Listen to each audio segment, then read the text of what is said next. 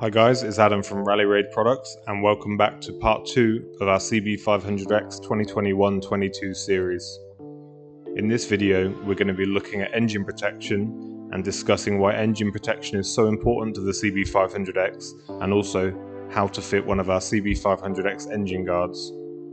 We've been using the CB500X for off-road and adventure use since 2013 across the globe in a number of hard and treacherous conditions, and we can't stress enough how important it is to have the right engine protection for your bike. Because the CBX is not a dedicated dual sport or off-road bike, its large oil capacity and low sump height means it's particularly susceptible to damage to the sump. When deciding what engine protection you want to use, it's really important to select something that mounts to the actual frame, subframe, or a solid point of the bike itself. Getting an engine protection system that mounts to the side covers of the bike or the sump itself, like on some of the OEM bikes, is really not a good way to have it done, especially in off-road and adventure use. So here you can see we've got the OEM bike in the workshop, and just before we get this Rally Raid engine guard fitted, I want to show you just how little engine protection there is on the standard bike. So it's really important to see that there is just a plastic cover. There's really nothing that's going to protect you there for off-road riding. So let's have a look at the engine guard and jump straight into fitting it to the bike. Okay, so we've got our engine guard here. This is one to suit a 2019 onwards. Our engine guards are a bit of a hybrid, so it's a tubular steel design. You've got the steel tubes at either side that flare out to protect the engine casings of the bike in the event of a crash. You can just see there the width of it flares out nicely towards the front of the bike. You've got your traditional steel plate, and you've also got a solid steel pin at the back. So this engine guard is completely frame mounted. It goes through your center stand mount at the back and at the front cradle frame mounts at the front. So alongside the basic tubular steel frame, there's also some additional parts. You've got these two steel plates there. One of them is for the front to protect your oil filter from damage, and the other one is a side plate that just protects the side of the engine from gravel. So to mount our engine guard at the front points on the frame, we use these nice billet aluminium tabs or mounts. The reason for this is in the event of any extreme pressure or stress under the event of a crash, it means that pressure is not going to be forced directly through your bike, and these mounts are going to take up some of that pressure. They're going to flex a little bit and make sure there's no permanent damage. So now we've seen some of the features of the engine guard frame, we're going to get it mounted up onto the brand new bike, see how it looks and make sure everything fits nicely. So the first job for us is going to be getting the front engine frame bolts out. We're going to need a 14mm socket for this, and we're going to replace the spacer behind them with our own billet engine guard mount.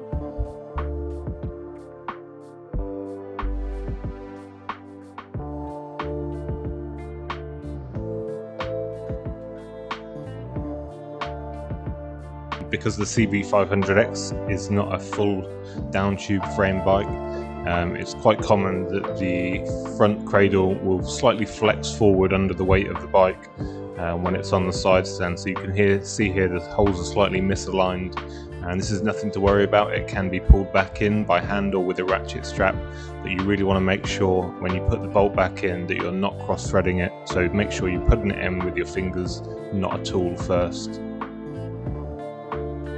Next up, we're going to swap this OEM aluminium spacer for our billet aluminium engine guard mount.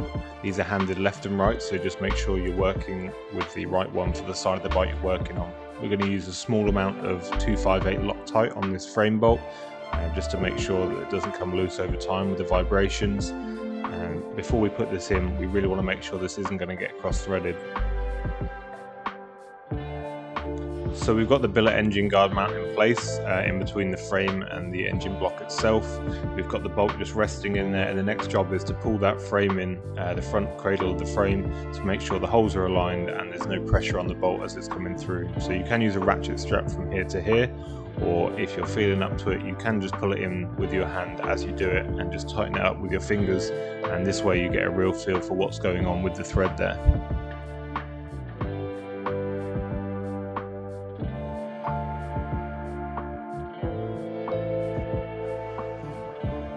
So I'm happy with how the thread's gone in. It's pretty much all the way in now, but we're going to leave it slightly loose so there's some movement in this billet aluminium mount here for when we fit the engine guard frame itself, and we'll come back later and tighten everything up.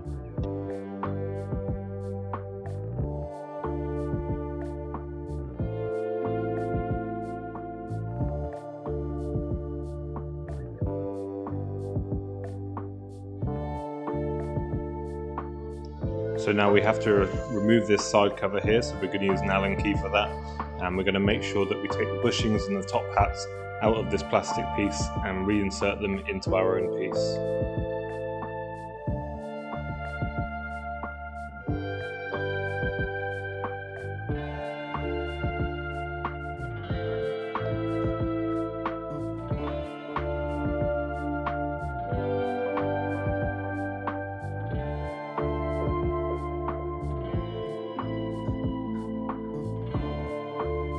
The next step is going to be to position the front of the engine guard towards the engine guard billet mounts by wiggling it over the header pipes and doing them up finger tight into the mounts, and we'll come back later to get these nice and tight. So now we're going to move to the back of the engine guard and we're going to grease up the pivot pin. This is important because the pivot pin's in quite an exposed area in terms of weather conditions and salt on the road, so you really want to make sure that's never going to seize in the center stand mount of your bike. So a nice generous amount of grease is going to stop that from happening. Once we've done that, we can lift the rear of the engine guard up to meet the center stand mounts and place the pivot pin in to secure it. Then use the M6 hardware to secure the pivot pin to the engine guard and make sure it won't rotate. We're then going to go to the front of the bike and secure the M10 hardware that goes into the frame and the billet engine mounts to 40 Newton meters.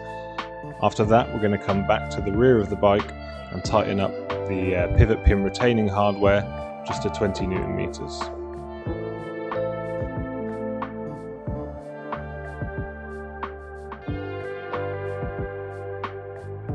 So the last step is to secure our steel plates to the bike. On the right hand side cover we're going to use the OEM fittings, and on the oil cover we're going to use the M6 fittings provided.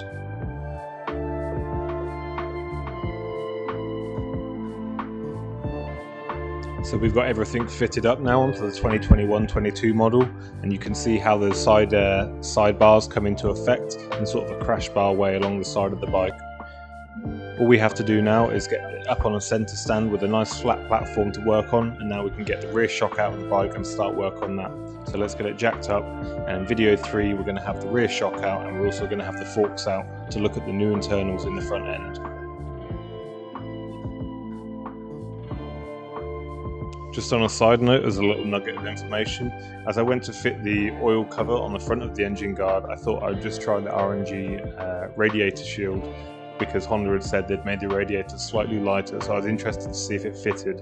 Unfortunately, it seems that Honda have added a small bushing to the front, to the very top of the radiator, and this means that the radiator guard sits at a slight angle, which means there's contact and slight vibration with the plastics and the edge of the radiator, so it's not a perfect fit. If you're desperate for a radiator guard, you can make it fit, but I wouldn't suggest doing it. As always, if you found this video useful or helpful in any way, drop a like or a comment and subscribe to our channel to see the rest of the series. In the next video we're going to be taking the suspension out of the bike and getting to grips with that as well.